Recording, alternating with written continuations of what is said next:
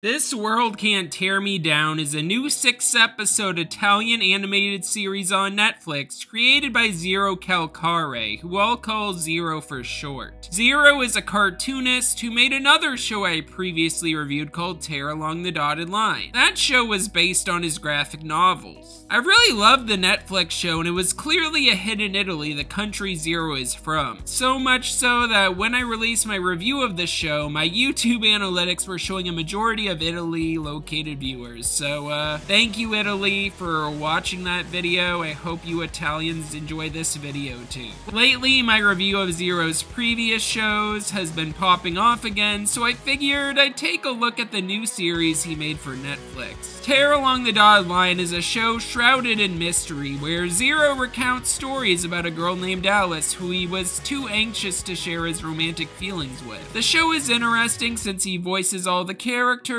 aside from the armadillo. There are side characters in this first miniseries who return for this series. Zero's two friends, Secco and Sarah, who he's known since grade school, along with his armadillo Conscience. I really enjoyed Tear Along the Dotted Line, and if you want to hear my thoughts on that series, watch my review of it. The appeal of it, like I said earlier, was the growing mystery, the question of, will he share his true feelings with Alice? At first it seemed like a funny Netflix show where Zero overthinks ordering pizza or complaining about temperatures on a train, but we soon learn his journey in the miniseries was to Alice's funeral. Zero gets slapped by Sarah after leaving the gym in a panic where the funeral is taking place, and then Sarah and Secco talk in their real voices. They both note Alice had a very obvious attraction to Zero. Sarah explains to him that he had no control over Alice's life and that ending it was her own unfortunate choice. While her death is a sad reveal, the ending is bittersweet as Alice still thought about Zero when she was away from him. With it being revealed, she read the book he wrote for her class with a more optimistic ending she wrote herself. This show made me tear up, and This World Can't Tear Me Down made me sad as well. However, the beginning and ending of this new miniseries is very different.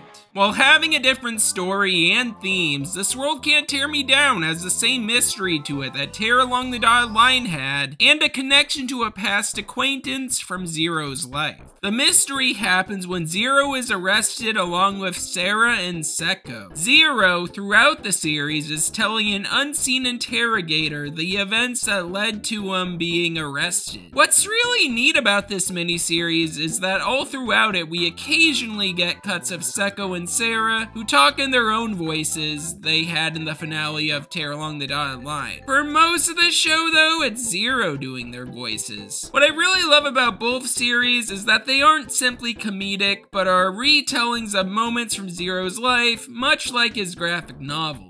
Rather than focus on a crush from his past like Tear Along the Dotted Line, the connection This World Can't Tear Me Down has to a person from Zero's past is Cesare, a friend he hasn't seen for 20 years. This World Can't Tear Me Down has a lot of great humor from Zero's life, whether it be explicit hypotheticals from his friend Secco about having dicks for fingers or a finger for a dick, along with awkward tales of mundane life like how he refuses to use a shopping cart. However, the main draw of this new miniseries for me was Zero looking back at his friendship with Cesare, a friend from the past he reunites with and is afraid to talk to, along with the social commentary. First, Zero is hesitant to talk to Cesare since they've been apart for so long. Besides worrying about having to hang out with his long-lost friend once they reunite, Zero's first worry is wanting to prevent a group of fascists that rhymes with Yahtzee from meeting at a refugee shelter. He sees posters for the meeting in the first episode and tears them down. Zero's had the shelter on his mind and is aware of it since one of his friends, Sandrina, got arrested during a brawl where the previous shelter used to be in a town he simply calls Dixville. He sees Sandrina and people like her being bad-mouthed on TV by a citizen of the town on a talk show and feels a duty to speak his mind on the topic himself since he'll be a guest soon. However, he is told no by the producers of the talk show he's planning to be a guest on, along with the man he's working on an animated film with to promote.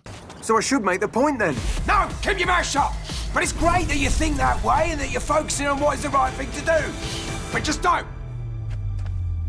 Cesare is where things get a lot more complicated. He clearly wants to hang out with Zero again, hoping to catch up on old times. His mom pushes for Zero to spend more time with him, so he reluctantly agrees. Zero has no clue what to say during dinner, but then the two have a moment together where he learns Cesare has been in rehab since they've been apart. His mind is shattered since he now knows his long-lost friend has gone through tough times due to his addiction. He got clean after 15 years, but stuck around to help the others there, since he couldn't get in the military and was terrified of the outside world. Zero goes on a tangent about being a beach whale, stuck on a beach, and not doing anything of note besides work. It's these sad personal animated analogy moments from Zero that I really love from the show. I found the beach whale thing really relatable as someone who stays inside a lot. Cesare doesn't have any words for Zero after hearing the beach whale analogy. However, once Zero leaves, he takes down fresh posters. The fascists come and want to attack him. Cesare appears to defend Zero, but ends up defending the fascists who put up the posters. However, he does save Zero. It's at that moment he realizes his friend took on a dark path since they've been distant. Throughout the second episode, Zero brings up a story of Orpheus bringing Eurydice back from hell. Zero's hoping he's Orpheus, but he realizes, unlike Eurydice, Cesare came back from hell alone without him, and since there is no one to guide him, he became a troubled and hateful person because of it. I really love This World Can't Tear Me Down because it has a very compelling mystery after Cesare is revealed to be a hateful racist person. It's then that Zero ponders how this longtime friend of his has transformed into this individual. Someone who started off being a big kind gaming buddy at the arcade is now putting fascist propaganda all throughout Zero's neighborhood. The fact Cesare is now a fascist is what adds more conflict to this miniseries. Episode 3 spends a majority of it with Zero recounting their longtime friendship that continued after they met at the arcade. Cesare would defend Zero from anyone who wanted to hurt him. Throughout his recounting of their friendship, he compares him to a giant fighting robot he controls. Sarah eventually makes it clear to Zero when he's younger to look after Cesare, since while he is tough, he clearly does have feelings and isn't solely a fighter. We learn midway through the series that the two were close up until Zero got into punk music while Cesare started hanging out with a tougher crowd of people. The last time the two talk is when Cesare asks Zero for a large sum of money to pay for his mother's bills. However, Zero never got paid back, meaning it's likely Cesare spent the money on drugs, which is shown while he's at the punk concert. He doesn't know exactly what his former friend's rehab situation was like, but assumes it could have been a rough one since he remembered being traumatized by a rehab clinic room on TV as a kid. Zero recounts how Cesare suddenly disappeared from his life and how it became normal. Overall, I really liked how these stories about his friendship with Cesare were told all throughout the series. However, in the modern day, Zero is clearly upset about what his friend has become after seeing Cesare with fascists on his phone. Seko, however, believes he hasn't changed since he's still upset he got bullied by him. Zero then explains in a fourth wall break that he doesn't use the word fascist, but rather a word that rhymes with Yahtzee, since the word fascist isn't being taken seriously anymore, and in his eyes, that's what they truly are. Zero goes to Cesare's house and sees it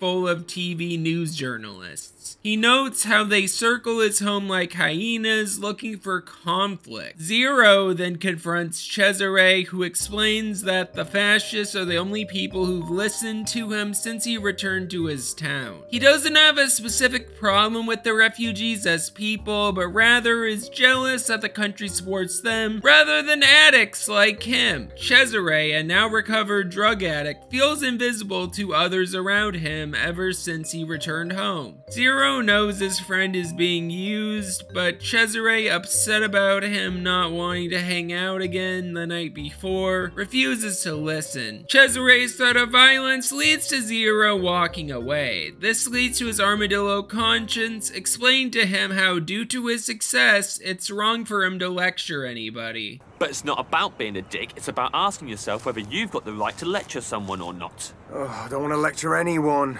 So basically, I just need to mind my own business. That's right, you can keep your nose out of it.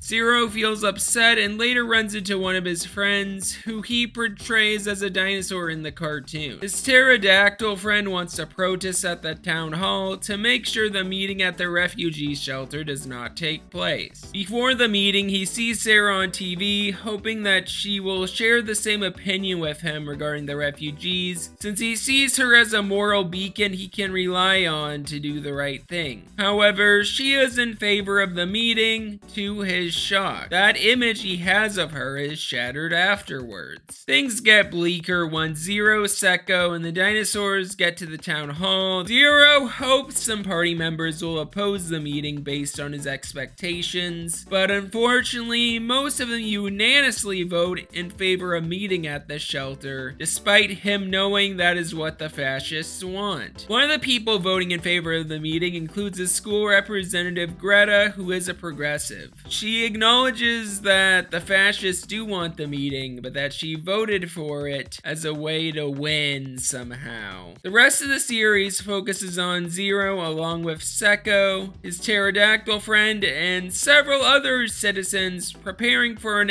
inevitable brawl against the fascists who plan to meet at the refugee shelter. But before I get into that, I want to cover the new things we learn about Sarah and Secco in this follow-up show. Sarah is closer to getting her teacher job in This World Can't Tear Me Down, which was mentioned prior in Tear Along the Dotted Line. She's shown to want it in the previous show, but sadly, she just brings coffee to people who sell toilet brushes. Sarah reflects back on that in this miniseries, noting that Zero is far more successful than she is right now, and points out how she was a helping hand in his career, which led to him getting his comics published and eventually getting a Netflix show. Zero claims they are both still young, however, Sarah reminds him they are both pushing 40. Zero's way more accomplished than her at that age. Sarah makes it clear to Zero that due to panic over the refugees, the school might be closed. She doesn't agree with the beliefs of the fascists, but wants her job and fears that she will be back to square one if the school closes. That's the reason why she wants the refugee shelter to move. You know what my pace is? Do you want to know what it is? What is it? I don't have one, all right, because I'm tied to a pole. I'm stuck there, just watching you get smaller and further away. You don't even turn around to look. I'm really sorry if you think that, Sarah. You don't even turn around to look! We also learn more about Secco leading up to the finale. He argues with Zero's philosophy of how Cesare used to be a good person, which I find very interesting. In the penultimate episode, 4 Billion Light Years, we learn that he was an orphan at age 15. He tells this to Zero after he brings up how all that is on his mind usually is ice cream. Secco then asks people preparing for the protests why they are all there and notes that they have rough lives and didn't become fascists like Cesare. The episode ends with Zero and the protesters wondering why the police aren't there and neither are the fascists. They then show up while Zero focuses solely on Cesare. The finale is really fun but bittersweet. It starts off very chaotic with Zero noticing an evil version of Secco who seems like a threat. Thankfully though, the good Secco goes crazy with his bombs. Zero notes that he wasn't very focused on the fight, but that he noticed the lizard kid he tutored from Tear Along the Dotted Line at the brawl. Zero tries talking to him, but he simply responds with Mussolini's name. Then the fascists approach him and his armadillo conscience tells him to roll into a ball, a callback to episode 2, except this time Cesare isn't there to defend him. Thankfully, Secco saves him and is exceptional at fighting the fascists.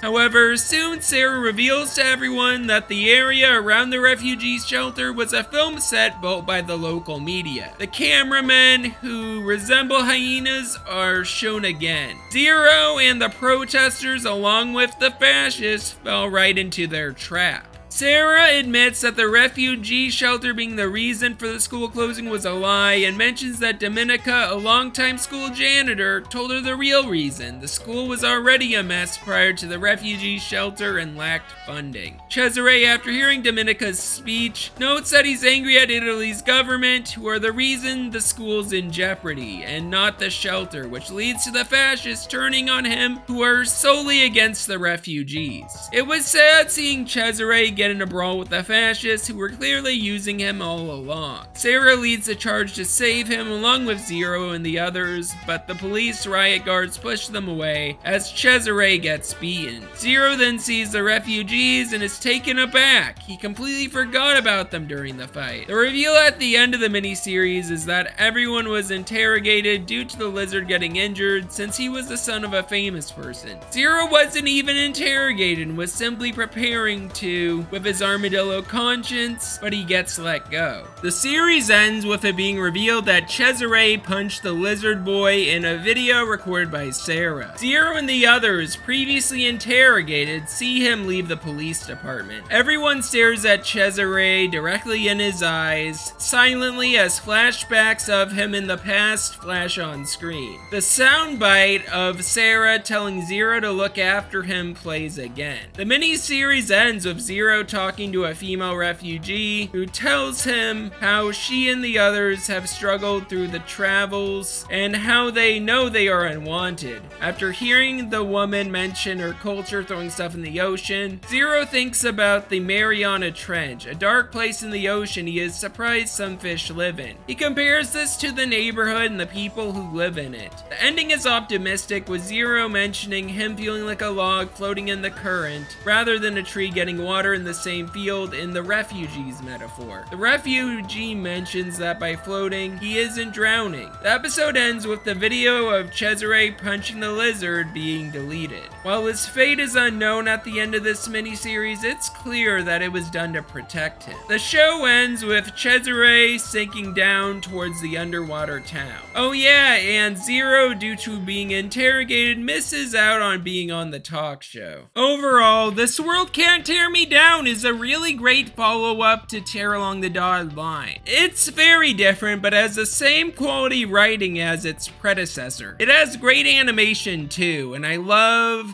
Zero Calcare's creativity when telling stories, especially the animals and monsters he portrays certain people in his life as. That's all expected though, but one thing that surprised me about this miniseries is that a lot of licensed music I recognize is in it. The show's first scene opens with I Fought the Law by The Clash. We later get It's Friday, I'm in Love by The Cure during a montage in that same episode. Both are in episode 1. The final song in the show's last episode is Spirits by the Strumbellas, which is a song that was popular on TikTok. All these songs that appear in this show are all in a playlist I found that'll link in the description. The show also has an intro by the Italian musician Gian Cane, who did the theme for the previous show. This miniseries was a pleasant surprise from Netflix, and I am glad it came out. I found the message of this series quite interesting. It condemns fascism and also the media that downplays it. The biggest thing I took away from it was the fact that through the fighting, Zero and the others forgot about the refugees, who they were fighting for. The reveal that the refugees were well equipped defending themselves was an interesting reveal. This series is relatable to me as someone who sometimes pays attention to the news. I was surprised to see that Italian politics is very similar to American politics in some areas as well. Politicians who are left-wing will sometimes vote against citizens' best interests. Brawls between fascists and anti-fascists occur in the United States as well. The title This World Can't Tear Me Down also stands out to me, along with the Italian Italian title, which translates to "This world won't make me bad." Cesare lets the world tear him down, which leads to him being a bad person, which is very unfortunate. People change for the better and the worst. What I really love about this show is it delves deep into how someone would change for the worse. Overall, I really loved watching this miniseries, which I saw the English dub of, and I really want to rewatch it in its original Italian language.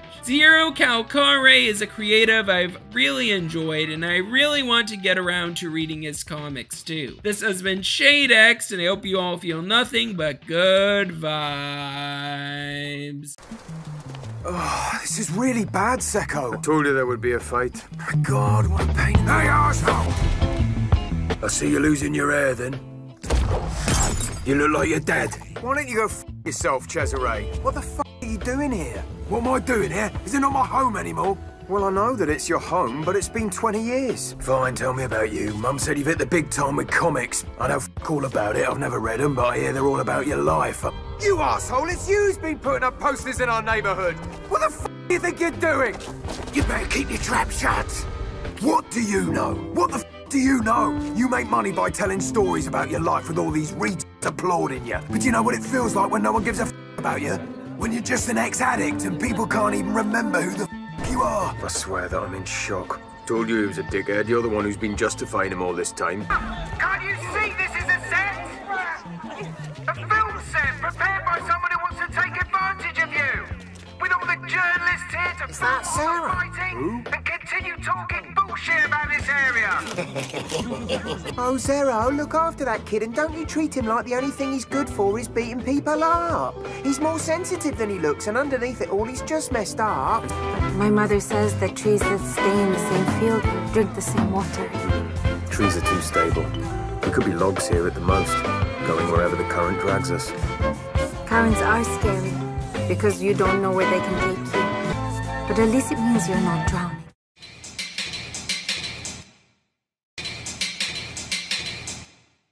It's not that.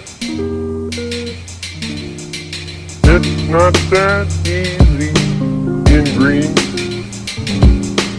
Having to spend each day the color of the leaves. It's not that easy in green. Having to spend each day the